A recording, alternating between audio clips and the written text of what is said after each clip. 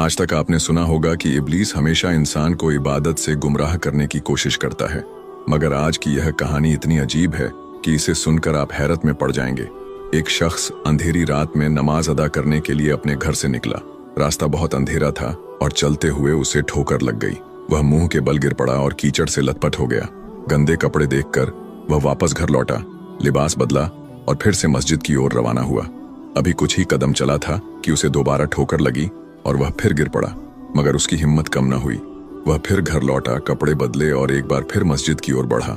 इस बार जब वह घर से बाहर निकला तो दरवाजे पर एक अजनबी खड़ा था, जिसके हाथ में एक चमकता हुआ चिराग था। अजनबी चुपचाप उसके आगे आगे मस्जिद की तरफ चल पड़ा।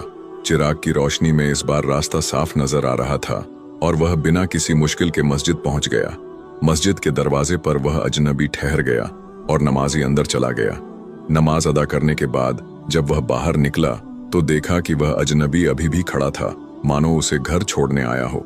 नमाजी को अजनबी पर शक हुआ और उसने उससे पूछा, आप कौन हैं? अजनबी ने जवाब दिया, मैं इब्लीस हूँ। यह सुनकर नमाजी हैरान रह गया और बोला, शैतान मुझे मस्जिद तक कैसे छोड़ने आया? तेरा काम तो लोगों को गुमराह करना है। इब्लीस हंसते हुए बोला, जब पहली बार तू गिरा तो अल्लाह ने तेरे सारे गुनाह माफ कर दिए। जब दूसरी बार गिरा तो अल्लाह ने तेरे पूरे खानदान को बख्श दिया।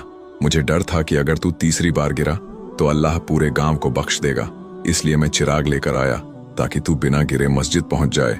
यह सुनकर नमाजी की आंखों में आंसू आ गए। उसने सजदे में गिरकर अल्लाह का शुक्र अदा किया कि उसकी मेहनत और नियत को अल्लाह ने कबूल कर लिया। ऐसा इस्लामिक शॉर्ट वीडियो देखने के लिए सब्सक्राइब कीजिए।